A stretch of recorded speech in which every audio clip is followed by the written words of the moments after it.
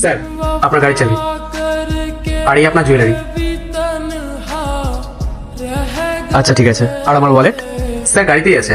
আচ্ছা ঠিক আছে, তুমি যাও। কি হচ্ছে এসব? গাড়ির চাবি, জুয়েলারি, এসব কি? বলছি দিদি সব। পায়েল, এটা তোমার জন্য। Thank you. ওয়াও। দিদি, আসলে আমি গাড়ি করেই আসছিলাম, আর এখানে আসতে গিয়ে হঠাৎ আমার গাড়িটা খারাপ হয়ে যায়। আর তারপর আমি আমার গাড়িটা ড্রাইভারকে দিয়ে গ্যারেজে পাঠালাম, আর আমি টোটো করে আসলাম। আর তাড়াহুড়ো করে ওয়ালেটটা গাড়িতেই ফেলে চলে এসেছি। আপনাকে পায়েল যেগুলো বলেছে সেগুলো সব সত্যিই বলেছে। আমার নিজের অনেকগুলো বিজনেস আছে, আর আমার ওয়ালেটটা গাড়িতে ছিল বলে আমি পায়েলের থেকে টাকাটা নিয়েছিলাম। দিদি, আমি আপনাকে অনেকক্ষণ ধরেই বলার চেষ্টা করছিলাম, কিন্তু আপনি শুনতেই চাইছিলেন না। ভাই, আমি আসলে বুঝতে পারিনি। আর পায়েল, তুই কেন আগে আমাকে এসব কিছু বলিসনি? আমি শুধু শুধুই ওকে কতগুলো কথা শোনালাম। দিদি, আমি তো তোকে অনেকক্ষণ ধরেই বলছি যে ওর কথাগুলো একবার শোন বা বোঝার চেষ্টা কর সিচুয়েশনটা, কিন্তু তুই তো কোনো কথাই শুনতে রাজি ছিলি না। আমি তো রাহুলকে খুব ভালো করে চিনি, আমি তো জানি ও কি করে, কিন্তু তুই তো কিছু শুনতে চাইছিলি না। সরি বোন, আমি বুঝতে পারিনি। আসলে আমি ভেবেছিলাম তোর বয়ফ্রেন্ড হয়তো কোনো কাজবাজ করে না। আমি ভুলছিলাম।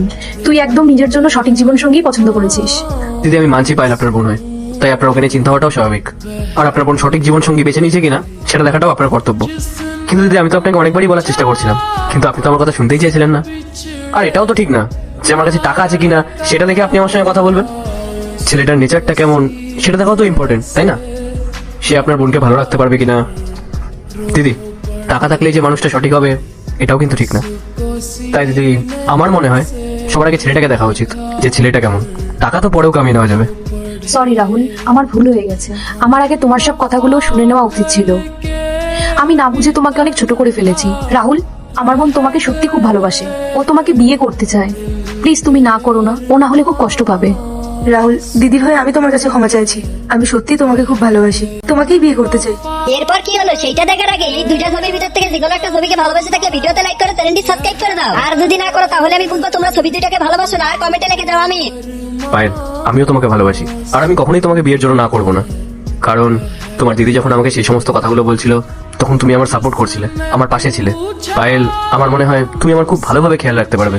ইনফ্যাক্ট শুধু আমার না, আমার পরিবারেরও খুব ভালোভাবে খেয়াল রাখতে পারবে। তাই আমি শুধুমাত্র তোমাকেই বিয়ে করতে চাই। বাহ, এটা তো খুব ভালো কথা। তা রাহুল, তোমার বাবা মাকে নিয়ে আমাদের বাড়ি একদিন আসো, তাহলে সেদিন বসে বিয়ের ডেটটা ফাইনাল করে দেওয়া যাবে। আর রাহুল, আমি আবারও তোমার কাছে ক্ষমা চাইছি। না না দিদি, আমি কিছু মনে করিনি।